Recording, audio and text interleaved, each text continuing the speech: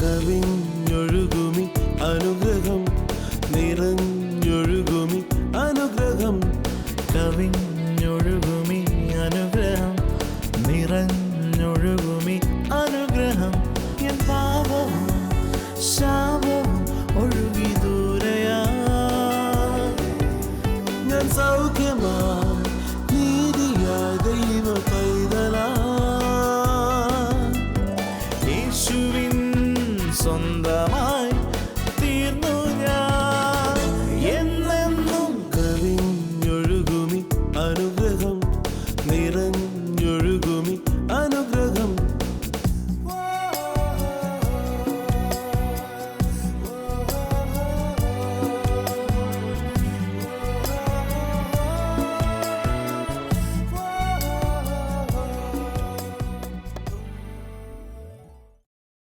കവിഞ്ഞൊഴുകുന്ന അനുഗ്രഹത്തിലേക്ക് സ്വാഗതം.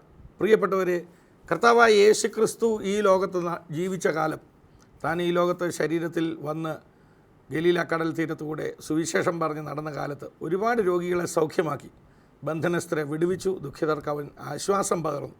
അപ്പോൾ ഈ രോഗികളെ മുഴുവൻ സൗഖ്യമാക്കിയത് വാസ്തവത്തിൽ എന്തിനു വേണ്ടിയാണ്? അതിന് ചില ഉദ്ദേശങ്ങളുണ്ട്. താൻ പറഞ്ഞ സുവിശേഷം സത്യമാണെന്ന് ലോകത്തിന് മനസ്സിലാക്കി കൊടുക്കുവാൻ. താൻ ഒരിക്കൽ ഇങ്ങനെ പറഞ്ഞു, നിൻ്റെ പാപം മോചിച്ചു തന്നിരിക്കുന്നു എന്ന് പറയുന്നതാണോ, അതോ തളർന്നവൻ എഴുന്നേറ്റ് നടക്കുക എന്ന് പറയുന്നതാണോ, ഏതാകുന്നു എളുപ്പമെന്ന് യേശു ചോദിച്ചു. അപ്പോൾ നമുക്കെല്ലാവർക്കും അറിയാം, പാപം മോചിച്ചോ ഇല്ലയോ എന്നുള്ളത് ആർക്കും അറിയില്ലല്ലോ. അതുകൊണ്ട് അത് പറയാൻ എളുപ്പം. എന്നാൽ തളർന്നവനോട് എഴുന്നേൽക്കാൻ പറഞ്ഞാൽ ആ ആൾ എഴുന്നേറ്റില്ലെങ്കിൽ അവിടെ കുഴപ്പമാകും. എന്നാൽ ലോകത്തിന് യേശുവിന് പാപം മോചിപ്പാൻ അധികാരമുണ്ടെന്നുള്ള ആ സത്യം മനസ്സിലാകേണ്ടതിനായിട്ട് തളർന്നവനോട് എഴുന്നേറ്റ് നിൻ്റെ കിടക്കയെടുത്ത് നടക്കുക എന്ന് യേശു പറഞ്ഞു. അവൻ എഴുന്നേറ്റ് നടക്കുകയും ചെയ്തു. പ്രിയപ്പെട്ടവരെ, അത് വാസ്തവത്തിൽ താൻ പ്രസംഗിക്കുന്ന ദൈവരാജ്യം സത്യമാണെന്നുള്ളതിന് ഒരു നല്ല തെളിവായിട്ട്, അടയാളമായിട്ടാണ് യേശു ക്രിസ്തു രോഗികളെ സൗഖ്യമാക്കിയത്. അപ്പോൾ തന്നെ കർത്താവിൻ്റെ മനസ്സലിവ്, രോഗികളുടെ പ്രയാസം, ദുഃഖം കാണുമ്പോൾ അവരോട് മനസ്സലിഞ്ഞ് അവരെ സൗഖ്യമാക്കിയെന്ന് നമ്മൾ വായിക്കുന്നുണ്ട്. അങ്ങനെ അനവധി പദ്ധതികളിൽ കൂടിയാണ് യേശു കർത്താവ് രോഗികളെ സൗഖ്യമാക്കിയത്. അത് നമുക്ക് ഒന്ന് മനസ്സിലാക്കിയിരിക്കുന്നത് വളരെ നല്ലതാണ്. കർത്താവിൻ്റെ മനസ്സലിവ് എന്താണെന്നും ക്രിസ്തു യേശുവിലൂടെയുള്ള രക്ഷ എന്താണെന്നും നിത്യജീവൻ്റെ ഗൗരവം എന്താണെന്നും ഒക്കെ നമുക്ക് അതിൽ കൂടെ മനസ്സിലാകും. ഈ കഴിഞ്ഞ ദിവസം സെക്കൻഡറാബാദിലെ ലിംഗംപള്ളി എന്ന് പറയുന്ന സ്ഥലത്ത് അവിടെ വെച്ച് നടന്ന TV പ്രേക്ഷക മീറ്റിങ്ങിൽ വെച്ച് കർത്താവിൻ്റെ ദാസൻ തോമസ് കുട്ടി ബ്രദറിലൂടെ കർത്താവ് പറഞ്ഞ മനോഹരമായൊരു സന്ദേശം ഇന്ന് നമ്മൾ കേൾക്കാൻ പോവുകയാണ്. പ്രാർത്ഥനയോടെ വേണം ഈ സന്ദേശം കേൾക്കുവാൻ. നിശ്ചയമായിട്ടും നിങ്ങളുടെ ജീവിതത്തിന് അത് അനുഗ്രഹമായിരിക്കും.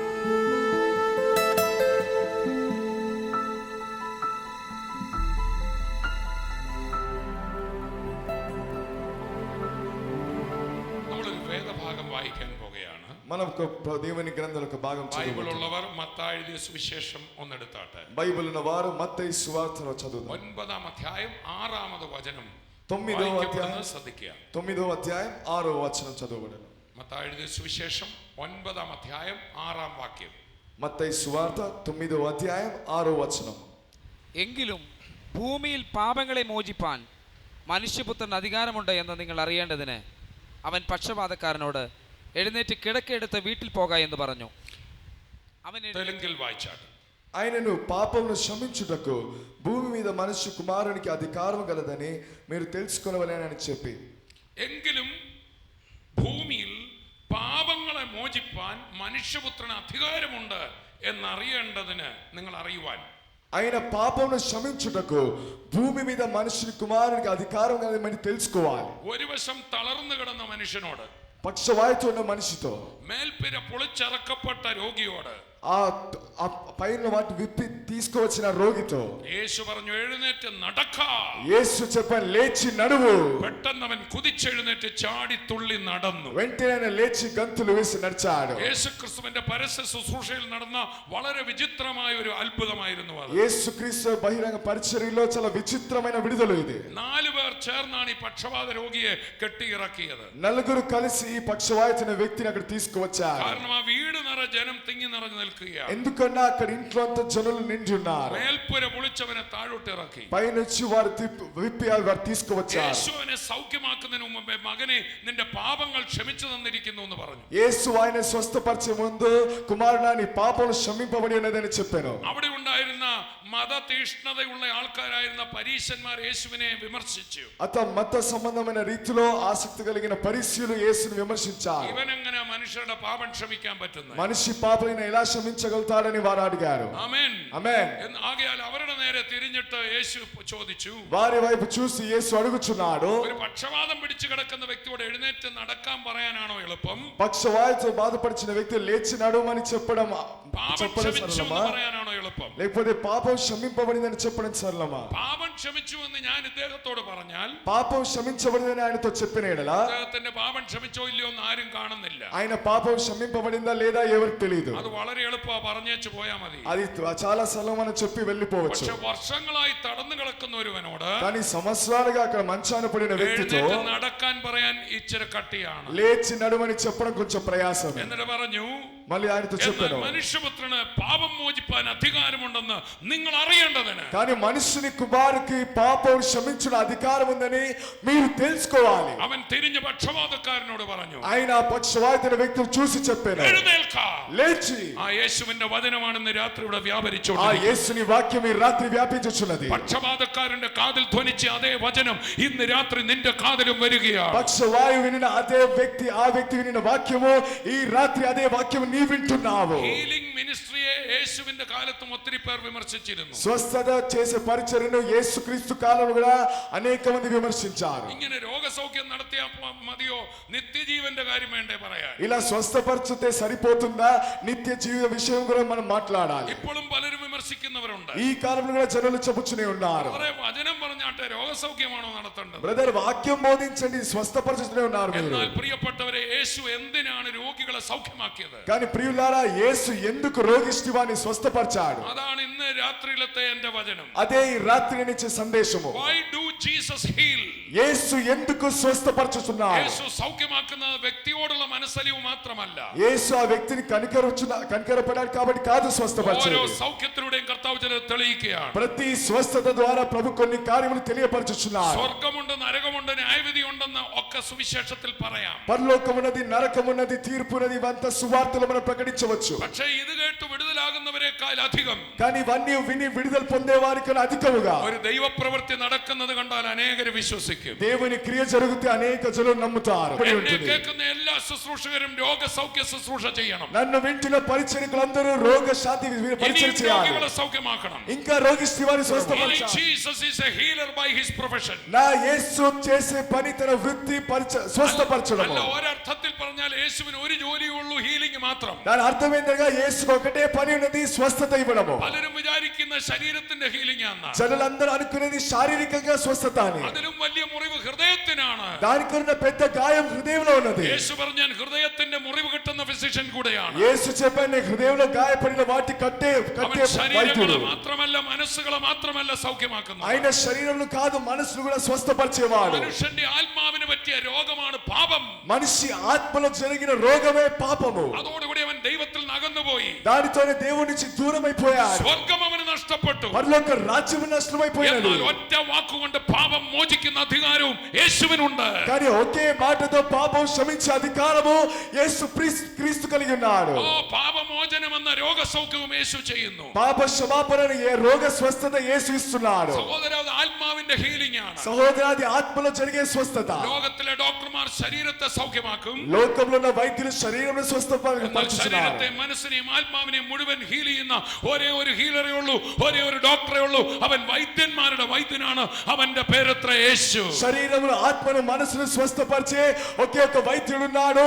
ఆయన వైద్యుల వైద్యుడు, ఆయన పేరే యేసుక్రీస్తు. മാത്രമല്ല, അവൻ കുടുംബ ബന്ധങ്ങളെ സൗഖ്യമാക്കും. అంతేకాదు కుటుంబ బాంధవ్యాన్ని స్వస్థపరచుతాడు. ആ പൊട്ടി അകന്നുപോയ ഭർത്താവിനെയും ഭാര്യയും ഒന്നിച്ചു ചേർക്കും. విరిగిపోయిన భర్త భార్యను ఆయన ఏకమవుతాడు. He heals broken relationships. విరిగిపోయిన బాంధవ్యాన్ని సరిచేస్తాడు. അവൻ നിന്റെ രോഗാതുരമായ ബിസിനസിനെ സൗഖ്യമാക്കും. ఆయన నీ వ్యాపార నాశనమైపోయిన వ్యాపారం కట్టుతాడు. പഴയ നിയമകാലത്തുണ്ട് വീടിന് കുഷ്ഠം പിടിക്കും. വന്ന് పాత నిబంధనలో ఇంటికి కుష్ఠం కలుగుట, കുഷ്ഠം പിടിച്ച വീടുകളെ കർത്താവ് സൗഖ്യമാക്കും. కుష్ఠం కలిగిన ఇంటిని ప్రభు స్వస్థపరచుతాడు. കുഷ്ഠം പിടിച്ച എഡ്യൂക്കേഷനെ കർത്താവ് സൗഖ്യമാക്കും. కుష్ఠ రోగమైన ఆ చదువును ప్రభు స్వస్థపరచుతాడు. കുഷ്ഠം പിടിച്ച മിനിസ്ട്രിയെ കർത്താവ് സൗഖ്യമാക്കും. కుష్ఠం వ్యాపించిన మినిస్ట్రీని ప్రభు స్వస్థపరచుతాడు. ശൂന്യത വന്ന സഭയെ കർത്താവ് നിറയ്ക്കും. శూన్యమైన సంఘమును ప్రభు నింపుతాడు. He is a healer. ఆయన స్వస్థపరిచేవాడు. ഇന്ന് രാത്രിയും തന്റെ ബിസിനസ്സുമായിട്ട് ഇവിടെ വന്നിട്ടുണ്ട്. ఈ రాత్రి తన వ్యాపారంతో ప్రభు ఇక్కడ వచ్చి ఉన్నాడు. അവൻ കണ്ണുകൾ തുറക്കും. ఆయన కళ్ళు తెరుస్తాడు. അവൻ കാതുകൾ തുറക്കും. చెవి తెరుస్తాడు. അവൻ ചങ്ങലകൾ പൊട്ടിക്കും. సంఖ్యలు విప్పుతాడు. ക്രിമിനൽ സ്വഭാവങ്ങൾ മാറ്റും. క్రిమినల్ స్వభావాన్ని మార్చుతాడు. പാപ സ്വഭാവങ്ങൾ മാറ്റും. పాప స్వభావాన్ని మార్చుతాడు. മദ്യപാനത്തിന്റെ കെട്ടുകൾ പൊട്ടിക്കും. మద్యపాన బంధకాలు విప్పబడతాయి. He heals you. അവൻ നിന്നെ സൗഖ്യമാക്കുമ്പോൾ ఆయన నిన్ను స్వస్థపరిచినప్పుడు അവൻ നിന്നെ ഒരു പൂർണ്ണ മനുഷ്യനാക്കും. నిన్ను సంపూర్ణ మనిషిగా చేస్తాడు. ഒരു ഹല്ലേലൂയ പറഞ്ഞു. కలిసి హల్లెలూయా చెప్పండి. അവന്റെ മിനിസ്ട്രി 2000 വർഷമായി തുടർന്നുകൊണ്ടിരിക്കുകയാണ്. ఆయన పరిచర్య 2000 సంవత్సరాల నుంచి నడుస్తూనే ഇന്നും ఉన్నది. അവൻ ఈ സൗഖ്യമാക്കിക്കൊണ്ടിരിക്കുന്നു. రాత్రి స్వస్థపరచుచున్నాడు. എന്തിനാണ് അവൻ സൗഖ്യമാക്കുന്നത്? ఎందుకు స్వస్థపరచుచున్నాడు? വ്യക്തി സൗഖ്യമാകുക മാത്രമല്ല, ఆ వ్యక్తి స్వస్థపరచడమే కాదు, വിടുതലിലൂടെ കർത്താവ് ചിലതെല്ലാം ചെയ്യുക. ఆ విడుదల ద్వారా ప్రభు కొన్ని కార్యము చేయుచున్నాడు. അതിൽ ഒന്നാണ് అందులో ఒకటి മറ്റുള്ളവരെ വിശ്വാസത്തിലേക്ക് നയിക്കും. ఇతర జనులను విశ్వాసం వైపు నడిపించడం. നമുക്ക് വായിക്കാം അപ്പോസ്തലപ്രവൃത്തി 9 అపోస్తలుల కార్యం 9వ అధ్యాయంలో 32 മുതൽ 35 വരെ 32 నుంచి 35వ వచనం వరకు വായിക്കപ്പെടുന്നത് ശ്രദ്ധിക്കുക. చదవబడిన జాగ్రత్తగా వినండి. പത്രോസ് എല്ലായിടും സഞ്ചരിക്കുകയിൽ ലുദ്ദയിൽ പാർക്കുന്ന വിശുദ്ധന്മാരുടെ അടുക്കലും ചെന്നു. അവിടെ പക്ഷപാതം പിടിച്ച് 8 സംവത്സരമായി കിടപ്പിലായിരുന്ന ഐനിയാസ് എന്നു പേരുള്ള ഒരു മനുഷ്യനെ കണ്ടു. പത്രോസ് അവനോട്, ഐനിയാസെ, യേശുക്രിസ്തു നിന്നെ സൗഖ്യമാക്കുന്നു, എഴുന്നേറ്റ് താനായി തന്നെ കിടക്ക് വിരിച്ചുകൊള്ളുക എന്ന് പറഞ്ഞു. ഉടനെ അവൻ എഴുന്നേറ്റു. ലുദ്ദയിലും ഷാരോനിലും പാർക്കുന്നവരെല്ലാവരും അവനെ കണ്ട് കർത്താവിലേക്ക് തിരിഞ്ഞു. ఆ తరువాత పేతురు సకల ప్రదేశముల్లో సంచారము చేయుచు లుద్దలో కాపరునున్న పరిశుద్ధుల వద్దకు వచ్చెను. అక్కడ పక్షవాయు కలిగి 8 ఏండ్ల నుండి మంచము పట్టి ఉండిన ఐనయను అనే ఒక మనిషిని చూచి పేతురు, ఐనయ, యేసుక్రీస్తు నిన్ను స్వస్థపరచుచున్నాడు, నీవు లేచి నీ పరుపు నీవే పరుచుకొనుమని అతనికి చెప్పగా వెంటనే అతడు లేచెను. లుద్దలోను షారోనులోను కాపురును వారు అందరూ అతన్ని చూచి ప్రభు తట్టు తిరిగిరి. രണ്ട് ദേശത്ത് പാർക്കുന്നവർ മുഴുവൻ കർത്താവിലോട്ട് തിരിഞ്ഞെന്ന്. 2 ప్రదేశంలో వారందరూ ప్రభు తట్టు తిరిగారు. ഒറ്റ సౌఖ్యం, ఒకే ఒక స్వస్థత. അടുത്തിരിക്കുന്ന ആള് പറ, കാര്യത്തിന് എളുപ്പമുണ്ട്. పక్కన వ్యక్తి చేయబడి పని సరళంగా జరుగుతున్నది. 2 పట్టణങ്ങൾ ഇവിടെ ഒന്നിച്ചുണ്ടല്ലോ. 2 పట్టణములు కలిసి వచ్చేసాయి. ലുദ്ദയും ഷാരോനും പോലെ ഹൈദരാബാദും സെക്കൻഡറാബാദും മുഴുവൻ കർത്താവിലേക്ക്. లుద్దా షారోన్ లాగానే హైదరాబాద్ సెకండ్రాబాద్ తిరుగుబోచున్నది. അവൻ ഒരാളെ സൗഖ്യമായപ്പോൾ ఒక వ్యక్తి స్వస్థపరచబడినప్పుడు 1000 10,000 തിരിഞ്ഞു. 3000 కాదు 10,000 జనులు తిరిగారు. സൗഖ്യ ശുശ്രൂഷയെ കളിയാക്കുക, స్వస్థపరిచర్య ఎక్కిరించుచున్నావా? അത് പിശാചിന്റെ పనిയാണ്. అది సాతాను యొక్క ഈ తంత్రము. പട്ടണത്തിൽ മരിച്ചവർ ഉയർക്കും, ఈ పట్టణంలో మృతి పొందిన వారు లేస్తారు. തളർന്നവർ വിടുതലാകും, ఓ పక్షవాయుతున్న వారు లేచి నడుస్తారు. എയ്ഡ്സുകൾ സൗഖ്യമാകും, ఎయిడ్స్ రోగం స్వస్థపరచబడుతుంది. തളർന്നു കിടക്കുന്നവർ എഴുന്നേറ്റോടും, పక్షవాయుతున్న వారు లేచి నడుస్తారు. വീൽ ചെയറുകൾ ശൂന്യമാകും. వీల్ చైర్ శూన్యమవుతుంది. അങ്ങനെ അനേകർ കർത്താവിനെ അറിയും. అటువంటి అనేక జనులు తిరుగుతారు. ചേർന്നൊരു ഹല്ലേലൂയ പറഞ്ഞാട്ടെ. కలిసి హల్లెలూయా చెప్పండి. യേശു രോഗികളെ സൗഖ്യമാക്കുന്നതിന്റെ ഒരു കാര്യം యేసు రోగిష్టి వారిని స్వస్థపరచడం ఒక కారణం. ആദ്യം വായിച്ചല്ലോ. మనం మొదటిగా చదివాము. തനിക്ക് പാപം മോചിക്കാൻ അധികാരമുള്ള ദൈവപുത്രനാണെന്ന് തെളിയിക്കാൻ. పాపములను క్షమించగలిగే దేవుని కుమారుడని తెలియపరచడానికి. രണ്ടാമത്തെ കാര്യം, రెండో కారణం, സൗഖ്യം മറ്റനേകരെ വിശ്വാസത്തിലേക്ക് നയിക്കാൻ. స్వస్థత ఇంకా అనేక జనులను విశ్వాసం వైపు నడిపించడానికి. ചേർന്നൊരു ഹല്ലേലൂയ എന്ന് కలిసి പറഞ്ഞു. ఒక హల్లెలూయా చెప్పండి. ആമേൻ. ఆమేన్. ആമേൻ. ఆమేన్. ഓരോ സൗഖ്യവും നടക്കുമ്പോൾ ప్రతి స్వస్థత జరిగినప్పుడు ശുശ്രൂഷിച്ച ദൈവദാസനല്ല മഹത്വപ്പെടുന്നത്. పరిచర్య చేసిన దేవజనులు కాదు మహిమపరచబడేది. പത്രോസ് സൗഖ്യമാക്കിയപ്പോൾ పేతురు స్వస్థపరిచినప్పుడు അനേകർ പത്രോസിലേക്ക് തിരിഞ്ഞെന്നല്ല എഴുതിയിരിക്കുന്നത്. అనేక జనులు పేతురు తట్టు తిరిగారని కాదు రాయబడినది. കർത്താവിലേക്ക് തിരിഞ്ഞു. ప్రభు తట్టు తిరిగారు. ആമേൻ. പരിശുദ്ധാത്മ നിറവിന് ശേഷം పరిశుద్ధాత్మ పూర్ణమైన తర్వాత പത്രോസും യോഹന്നാനും ഒന്നിച്ചു നടന്നു. పేతురు యోహాను కలిసి నడిచారు. അടുത്തിരിക്കുന്ന ആള് പറഞ്ഞ്, ഭിന്നിച്ച് നടന്നാൽ അത്ഭുതം നടക്കില്ല. పక్కన వ్యక్తి చెప్పండి, 2 మనసుతో నడిస్తే అద్భుతం జరగదు. അവർ രണ്ടും ഒന്നിച്ചു നടന്നു. ఏక మనసులో నడిచారు. Praise the Lord. Praise the Lord. ആരെങ്കിലും ഒക്കെ ദൈവം ഉപയോഗിക്കട്ടെ. ఎవరైనా ప్రభు వాడుకోవాలి. ആരെങ്കിലും ഒക്കെ ദൈവം ഉപയോഗിക്കട്ടെ. ఎవరైనా ప్రభు వాడుకోవాలి. ഞാനും ആ കൂടെ നിൽക്കും. నేను కూడా ఆయనతో పాటు ఉంటాను. അങ്ങനെ ഒന്നിച്ചു നിന്നപ്പോൾ അവൻ കുതിച്ചെഴുന്നേറ്റു. కలిసి నిలబడినప్పుడు ఆయన లేచి నడిచాడు. ഇവര് സൗഖ്യമാക്കുന്നത് കണ്ടപ്പോൾ స్వస్థపరచమని చూసినప్పుడు നാട്ടുകാരെല്ലാം പത്രോസിന്റെ യോഹന്നാന്റെ അടുക്കൽ വന്നു. జనులందరూ పేతురు యోహాను దగ్గరికి వచ్చారు. മഹാന്മാർ, ఓ మహానులు, വലിയ ആൾക്കാർ, గొప్పవారు.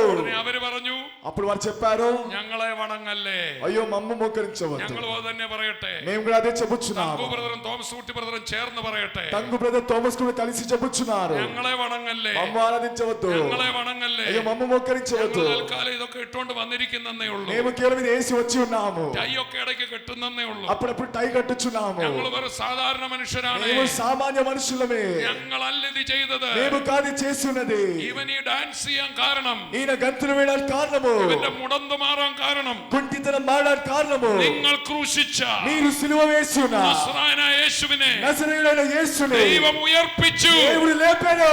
അടുത്തിരിക്കുന്ന ആള് പറഞ്ഞാട്ടെ, పక్కన వార్త చెప్పండి. യേശു സൗഖ്യമാക്കുന്ന యేసు స్వస్థపరిచే മൂന്നാമത്തെ കാര്യം, మూడో కారణము, അവൻ ജീവനോടിരിക്കുന്ന തെളിയിക്കാൻ. ఆయన సజీవుడై ఉన్నాడని తెలియజేయడానికి. പറഞ്ഞാട്ടെ, അവിടെ സൗഖ്യ ശുശ്രൂഷ നടത്തുന്നവർ, స్వస్థపరిచర్య చేసేవా, നിങ്ങളിലേക്ക് ജനത്തെ നയിക്കരുത്. మీ వైపు జనం నడిపించడం కాదు, അവങ്കലേക്ക് ജനത്തെ നയിക്കണം. ఆయన వైపు జనం నడిపించాలి. ഹല്ലേലൂയ. హల్లెలూయా. ഒറ്റ സൗഖ്യം കണ്ടപ്പോൾ അനേകർ വിശ്വസിച്ചു. ఒక స్వస్థత చూసినప్పుడు అనేక మంది విశ్వసించారు. ഓ, സൗഖ്യ ശുശ്രൂഷ അനേകരെ കർത്താവിലേക്ക് തിരിക്കുന്നു. స్వస్థత పరిచర్య అనేక జనులని ప్రభు తోటి తిరుగుచున్నది. സൗഖ്യ ശുശ്രൂഷ യേശു ജീവനോടെ ഉണ്ടെന്ന് തെളിയിക്കുന്നു. స్వస్థత పరిచర్య ద్వారా యేసు సజీవుడని తెలియపరచుచున్నాడు. 2000 വർഷമായി യേശുവിനെ വെച്ച കല്ലറ ശൂന്യമാണ്. 2000 సంవత్సరాల నుంచి యేసు కొరకున్న సమాధి శూన్యమై ఉన్నది. ചിലര് നുണ പ്രചരിപ്പിച്ചു, അവന്റെ ശിഷ്യന്മാർ അവനെ കട്ടോണ്ട് പോയത്. కొందరికి అబద్ధం ప్రచురించారు, శిష్యులు ఆ శరీరం దొంగలించారు. കട്ടോണ്ട് പോയതല്ല, ഉയർത്തെഴുന്നേറ്റതാണ്. നിന്ന് ഇവിടെ തെളിയിച്ചല്ലോ. దొంగలించని కాదని ఆయన లేచి ఉన్నాడు ఇక్కడ తెలియజేశాడు ప్రభు. അടുത്തിരിക്കുന്ന ആൾ പറഞ്ഞിട്ട് യേശുവിന്റെ ബോഡി തപ്പി എങ്ങും പോകണ്ട. పక్కన వ్యక్తితో చెప్పండి, యేసు శరీరం వెతికి ఎక్కడ వెళ్ళే అవసరం లేదు. 2-3 പേർ എന്റെ നാമത്തിൽ കൂടുന്നവരുടെ മധ്യത്തിൽ ഞാനുണ്ട്. 2-3 నా నామమున ఎక్కడ సమకూర్చబడిన వారి మధ్యలో నేనున్నాను. ഇന്ന് രാത്രി യേശു തെളിയിക്കാൻ പോകുകയാണ്. ఈ రాత్రి యేసు తెలియపరచబోతున్నాడు. ഓഡിറ്റോറിയത്തിനുള്ളിൽ മാത്രമല്ല, ఈ ఆడిటోరియంలోనే కాదు, ഈ ശബ്ദം കേട്ട് വെളിയിൽ നിൽക്കുന്നവര് സൗഖ്യമാവും. ఈ శబ్దం వింటూ బయట ఉన్న వారు స్వస్థపరచబడతారు. ഈ വചനത്തിന്മേൽ യേശു നിന്റെ അടുക്കൽ വരികയാണ്. ఈ వాక్యం ద్వారా యేసు నీ యొద్దకు వస్తున్నాడు. കടഭാരത്തിന്റെ കെട്ടുകൾ ഇന്ന് രാത്രി പിടിവിക്കും. అప్పుల బాధ బంధకాలు విప్పబడుచున్నాయి. സൗഖ്യമാവും. రోగిష్టి వారు స్వస్థపరచబడుచున్నారు. നിന്റെ കുഞ്ഞു മടങ്ങി വരും. వెళ్ళిపోయిన కుమారు తిరిగి వస్తారు. കരം അടിച്ച് കർത്താവിനെ സ്തുതിക്കാം. చప్పట్లు కొట్టి ప్రభువుని స్తుతించండి. ഹല്ലേലൂയ. హల్లెలూయా.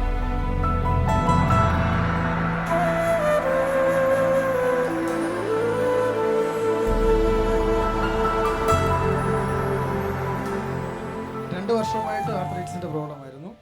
2 సంవత్సరాల నుంచి ఆర్థరైటిస్ ప్రాబ్లం ఉండేను. എനിക്ക് രാത്രിയിൽ കിടന്നുറങ്ങാൻ പറ്റത്തില്ലായിരുന്നു. రాత్రి నేను నిద్రపోవడానికి ఇబ్బందిగా ఉంది. എൻ്റെ ഈ కైകളും എൻ്റെ ബോഡി മൊത്തം സ്റ്റിഫ് ആകുമായിരുന്നു. నా ఏళ్ళు బాడీ ఎంత స్టిఫ్ అయ్యే పరిస్థితిలో ఉంది. ഞാൻ രാത്രി ഉറക്കത്തിൽ കിടന്ന് നിലവിളിക്കുമായിരുന്നു. నేను నిద్రపోయి నేను కేకులు వేసేవాడిని. അങ്ങോട്ടും ഇങ്ങോട്ടും തിരിഞ്ഞു കിടക്കണമെങ്കിൽ എൻ്റെ ശരീരം മൊത്തം വേദനയായിരുന്നു. అటు ఇటు తిరిగి నిద్రపోవాలనగా నా శరీరం అంతా నొప్పితో బాధపడాను. എനിക്ക് രാവിലെ എണീക്കണമെങ്കിൽ എൻ്റെ ഭാര്യയോട് ഉണ്ട്, എൻ്റെ വൈഫ് എന്നെ പിടിച്ച് എണീപ്പിക്കാതെ എണീക്കാൻ ബുദ്ധിമുട്ടായിരുന്നു. ఉదయం నేను మంచం నుంచి లేవాలనగా నా భార్య నన్ను పట్టి లేపాలి. എവിടെയെങ്കിലും പോകണമെങ്കിൽ എനിക്ക് ഷർട്ടിന് ബട്ടൺ ഇടാൻ പറ്റത്തില്ല. ఇక్కడ నేను వెళ్ళాలనగా నా షర్టు బటన్ వేయడానికి నా ఇబ్బందిగా ఉంది. ഞാൻ ഏകദേശം 12ഓളം ഡോക്ടർമാരെ കാണിച്ചു. 12 డాక్టర్లు వెళ్ళి చూపించాను. ഇവരെല്ലാരും എന്നോട് ചോദിക്കുന്നത് തിരിച്ചു വരികയോ ഇനി എന്തോ ചെയ്യേണ്ടത്. వీరందరూ నాతో అడిగేది ఇంకా మేము ఏం చేయాలి.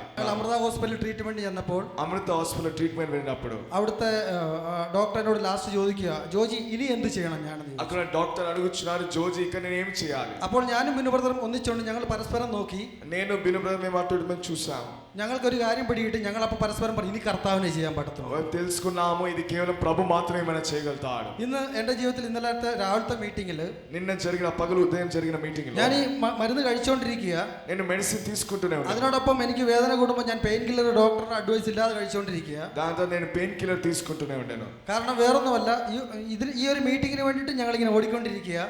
ఈ మీటింగ్ కొరకు ఇలా వెళ్ళొచ్చునే ఉన్నాను. അപ്പം പറഞ്ഞിട്ട് ഇപ്പോൾ ട്രീറ്റ്മെന്റ് ചെയ്തുകൊണ്ടിരുന്ന ഡോക്ടർ എന്താ പറയുക, റെസ്റ്റ് വേണം, ഉറക്കം വേണമെന്നാണ് പറഞ്ഞത്. ఇప్పుడు ట్రీట్మెంట్ చేస్తున్న డాక్టర్ చెప్పాడు రెస్ట్ కావాలని. ഇതൊന്നും കണക്കൂട്ടാതെ ഒരു മാസമായിട്ട് ഞങ്ങൾ ഇങ്ങനെ ഓടിക്കൊണ്ടിരിക്കുക, രാത്രി മൊത്തം ഉറക്കമില്ലാതെ. కానీ ఒక నెల ప్రభు కొరకు మేము బయలుదేర్చునే ఉన్నాను. ഈ മീറ്റിംഗിന്റെ അറേഞ്ച്മെന്റിന് വേണ്ടി ఈ మీటింగ్ యొక్క ఏర్పాట్ల ഈ కొరకు മീറ്റിംഗിന്റെ അറേഞ്ച്മെന്റ് രാത്രിയിൽ ഉറക്കമില്ലാതെ ഞങ്ങൾ എന്നും രാവിലെ 5 മണിക്കാണ് വീട്ടിൽ ചെന്നോണ്ടിരുന്നത്. ఈ మీటింగ్ ఏర్పాట్ల కొరకు ప్రతిరోజు ఉదయం 5 గంటలు ఇంటికి వెళ్ళేవారు. ഞാൻ എന്റെ സ്വന്തം കമ്പനിയിലേക്ക് പോലും പോകുന്നില്ലായിരുന്നു. വീണ്ടും ഇതേ ഓട്ടം.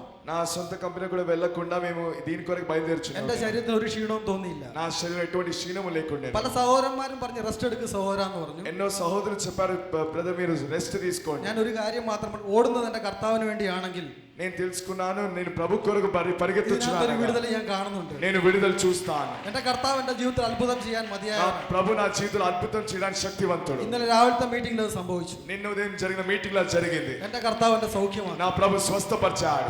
പൂർണ്ണമായും എനിക്ക് ശരിക്കും ഇന്നലെ രാവിലെ എണീക്കുമ്പോൾ എനിക്ക് ബുദ്ധിമുട്ടുണ്ട്.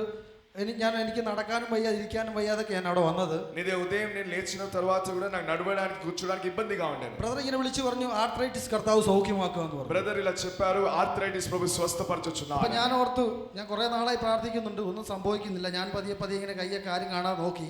వెంటనే ನಾನು ఎవరి చూడక నేను మెల్లగా నా ఏలు కదల్చడం പിന്നെ ప్రారంభించాను. ഒരു കാര്യം എനിക്ക് പിടികിട്ടി. എന്തിനാ ഞാൻ സംശയിക്കുക? എന്റെ കർത്താവല്ലേ എനിക്കുള്ളത്. నేను అనుకున్నా నేను ఎందుకు సందేహపడాలి, యేసు నాతో పాటు ఉన్నాడు. ധൈര്യമായിട്ട് ഞാൻ കൈകൾ ഉയർത്തി నేను ధైర్యంగా రెండు చేతులు ఎత్తాను. ധൈര്യമായിട്ട് ഞാൻ എന്റെ കാലിന്റെ മുട്ടുകൾ മടക്കി നോക്കി. నేను నా మోకాలు మోకరించి చూశాను. ഞാൻ കുനിഞ്ഞു നോക്കി. నేను వంగి చూశాను. എന്റെ ശരീരത്തിൽ ഒരു വേദനയില്ല. నా శరీరం నొప్పి లేదు. ഹല്ലേലൂയ. హల్లెలూయా. കർത്താവിന്റെ സൗഖ്യമാണ്. ప్రభు స్వస్థపరిచాడు. ആ ബ്രദറെ ഇന്നലെ രാത്രി ഉറങ്ങി ഇന്ന് രാവിലെ എഴുന്നേറ്റപ്പോൾ മാറ്റമായോ? నిన్న రాత్రి నిద్రపోయి ఈ రోజు లేచినప్పుడు మార్పు అనుభవిస్తున్నారా? ഇന്നലെ രാത്രി കിടന്നപ്പോൾ 2 മണിയായി.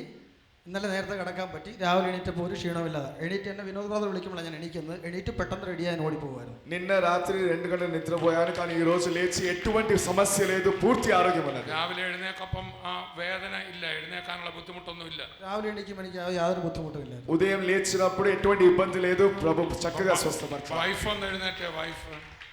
సహోదరు ഈ ബുദ്ധിമുട്ടെല്ലാം സിസ്റ്റർ കണ്ടോണ്ടിരുന്ന ఈ ఇబ్బందులను సిస్టర్ చూసారా? കണ്ടോണ്ടിരുന്നതാണ്. അപ്പൊ ഇന്നലെ ഉണ്ടായ വിടുതൽ കഴിഞ്ഞുള്ള മാറ്റം സിസ്റ്ററിന് വ്യക്തമാകുന്നുണ്ടോ? അതെ, ഉണ്ട്. చప్పట్లు కొట్టి ఆ ప్రభుని స్తుతించండి. എത്ര അത്ഭുതകരമായ സാക്ഷ്യമാണ് നമ്മൾ കണ്ടത്. ആ ജോജി ബ്രദറിനെ കർത്താവ് സൗഖ്യമാക്കിയത് നോക്കിയാട്ടെ. വാതരോഗം മൂലം, സന്ധിവാദം മൂലം വളരെ വേദന അനുഭവിക്കുന്ന ഒരവസ്ഥയിൽ നിന്ന് കർത്താവ് അത്ഭുതകരമായ സൗഖ്യം നൽകി ആ മകനെ വിടുവിച്ചു. പ്രിയപ്പെട്ടവരെ, ഈ യേശുവിൻ്റെ സ്നേഹം ഇതുതന്നെയാണ്. തൻ്റെ അരികിൽ വരുന്ന യേശുവിൻ്റെ നാമം വിളിച്ചപേക്ഷിക്കുന്ന എല്ലാവർക്കും സൗഖ്യം തരികയാണ്, അനുഗ്രഹങ്ങളെ പകരുകയും ചെയ്യുക എന്നുള്ളത് കർത്താവിൻ്റെ വലിയൊരു പദ്ധതിയാണ്. ഇന്ന് നമ്മിൽ ഓരോ വ്യക്തികളിലും ആ സൗഖ്യം നൽകുമ്പോൾ കർത്താവിൻ്റെ മനസ്സലിവും നിത്യജീവനെക്കുറിച്ചുള്ള ഉറപ്പും യേശു മുഖാന്തരം പാപമോചനം ഉണ്ടെന്നുള്ള ആ ധൈര്യവും ലോകത്തോട് യേശു ക്രിസ്തു വിളിച്ചു പറയുക. അതുകൊണ്ടാണ് നമ്മൾ സാക്ഷ്യം പറയണമെന്നും പറയുന്നതിൻ്റെ കാര്യം. അങ്ങനെ നമ്മൾ സാക്ഷ്യം പറയുമ്പോൾ യേശു പറഞ്ഞതെല്ലാം സത്യമാണെന്ന് നമ്മൾ തെളിയിക്കുക എത്രയേ ചെയ്യുന്നത്. അതുകൊണ്ട് ഇന്ന് നമുക്ക് പ്രാർത്ഥിക്കാം. ഇന്ന് രോഗികളായിട്ടുള്ളവരെ കർത്താവ് ഇന്നും സൗഖ്യമാക്കും. ഇന്ന് നമ്മൾ പ്രാർത്ഥിക്കുമ്പോൾ അത്ഭുതങ്ങൾ നടക്കും, വീര്യപ്രവൃത്തികൾ നടക്കും. ക്യാൻസർ രോഗികൾ ഇന്ന് സൗഖ്യമാകും. ആ ട്യൂമറുകൾ ഇന്ന് അപ്രത്യക്ഷമായി പോകും. ആ അസ്ഥി സംബന്ധമായി അസ്ഥി ദ്രവിച്ച് പൊടിയുന്ന അവസ്ഥയിൽ വളരെ പ്രയാസം അനുഭവിക്കുന്ന ഒരു വ്യക്തി ഇന്ന് എന്നെ കേൾക്കുന്നുണ്ട്. ആ രോഗബന്ധനം അഴിയാൻ പോകുക. കർത്താവ് ആ കേടുവന്ന അസ്ഥിയെ മാറ്റി പുതിയത് സൃഷ്ടിച്ചു തരാൻ അത് മതിയായവനാണ്. ഇന്ന് ആ അത്ഭുതം നിങ്ങളുടെ ശരീരത്തിൽ നടക്കാൻ പോവുകയാണ്. നമുക്ക് ചേർന്നൊന്ന് പ്രാർത്ഥിക്കാം. ഒരു നിമിഷം ആ കണ്ണുകളെ ഒന്ന് അടച്ചാട്ടെ, ആ തലകളെ ഒന്ന് വണക്കിയാട്ടെ. നമുക്ക് പ്രാർത്ഥിക്കാം. പിതാവേ, ഞങ്ങൾ അങ്ങേ സ്തുതിക്കുന്നു. യേശു ക്രിസ്തുവിൻ്റെ നാമത്തിൽ കർത്താവെ ഞങ്ങൾ ഒരുമനപ്പെടുകയാണ്. ആ അസ്ഥി ദ്രവിക്കുന്ന വ്യക്തിക്ക് വേണ്ടി പ്രാർത്ഥിക്കുന്നു. ആ രോഗബന്ധനം ഇപ്പോൾ തന്നെ അവൻ്റെ മേൽ നിന്ന് അഴിയട്ടെ. കേടുവന്നത് മാറി പുതിയ അസ്ഥികൾ ഇപ്പോൾ തന്നെ അവിടെ സൃഷ്ടിക്കപ്പെടട്ടെ. ട്യൂമറുകൾ ഇപ്പോൾ തന്നെ അപ്രത്യക്ഷമായി പോകട്ടെ. യേശുവിൻ്റെ നാമത്തിൽ ഞാൻ കൽപ്പിക്കുകയാണ്, ഇപ്പോൾ തന്നെ ട്യൂമറുകൾ അപ്രത്യക്ഷമായി പോകട്ടെ. പൂർണ്ണമായ സൗഖ്യം, ക്യാൻസറുകൾ വിട്ടുമാറട്ടെ. യേശു ക്രിസ്തുവിൻ്റെ നാമത്തിൽ ഞാൻ കൽപ്പിക്കുന്നു. സകല വേദനകളും ശാരീരികമായ അസ്വസ്ഥതകളും മാറിപ്പോകട്ടെ. വാതരോഗികൾ സൗഖ്യമാകുവാൻ കൽപ്പിക്കുന്നു യേശുവിൻ്റെ നാമത്തിൽ. പിതാവേ, നന്ദി പറയുന്നു. അത്ഭുത സൗഖ്യം, അത്ഭുത വിടുതലുകൾ നൽകിയിരിക്കാൻ സ്തോത്രം. സാമ്പത്തികമായി തകർച്ചകൾ മാറ്റി കർത്താവെ കുടുംബത്തിൽ സമാധാനം നൽകുന്ന അങ്ങയുടെ വലിയ പ്രവൃത്തിക്കായിട്ട് ഞങ്ങൾ നന്ദി പറയുന്നു. കർത്താവ് ജീവിക്കുന്നുവെന്നും അതുപോലെ തന്നെ നിത്യത ശരിയെന്നും ഈ സൗഖ്യങ്ങളിൽ കൂടെ അവിടുന്ന് വെളിപ്പെടുത്തുന്നതിനായി നന്ദിയോടെ ഞങ്ങളങ്ങേ സ്തുതിക്കുന്നു. കർത്താവ് പ്രാർത്ഥന കേട്ടതിനായി നന്ദി. യേശുവിൻ്റെ നാമത്തിൽ തന്നെ ആമേൻ. ഇപ്പോൾ തന്നെ ചെക്ക് ചെയ്ത് നോക്കി, ആ മുഴ ഇപ്പോൾ അവിടെ ഇല്ല. ആ അസ്ഥി ദ്രവിക്കുന്ന അവസ്ഥ മൂലമുള്ള വേദന അത് മാറിക്കഴിഞ്ഞു. തളർന്നവർ ഇപ്പോൾ എഴുന്നേൽക്കാൻ ശ്രമിച്ചോ, നിങ്ങളെ സൗഖ്യമാക്കി കഴിഞ്ഞിരിക്കുക. കർത്താവ് അത്ഭുതം ചെയ്തതിൻ്റെ ഈ അത്ഭുത സാക്ഷ്യങ്ങൾ ഈ കാണുന്ന നമ്പറുകളിൽ വിളിച്ച് ഞങ്ങളെ അറിയിക്കുവാൻ മടിക്കരുത്. ഞങ്ങളത് കേൾക്കുവാൻ ആഗ്രഹത്തോടെ ഇരിക്കുന്നു. അപ്പോൾ തന്നെ പ്രിയപ്പെട്ടവരെ, നിങ്ങൾക്ക് എന്തെങ്കിലും പ്രാർത്ഥനാ സഹായം ഇനിയും ആവശ്യമുണ്ടെങ്കിൽ ഈ നമ്പറുകളിൽ വിളിക്കാൻ മടിക്കരുത്. നിങ്ങൾക്ക് വേണ്ടി ഞങ്ങൾ പ്രാർത്ഥിക്കാൻ തയ്യാറാണ്. കർത്താവ് നിങ്ങളെല്ലാവരെയും ധാരാളമായിട്ട് അനുഗ്രഹിക്കട്ടെ. നാളെ ഇതേ സമയത്ത് ഇതേ ചാനലിൽ നമുക്ക് വീണ്ടും കാണാം. അതുവരെയും കർത്താവ് നിങ്ങളെ ഓരോരുത്തരെയും തൻ്റെ കൃപയിൽ സൂക്ഷിക്കട്ടെ.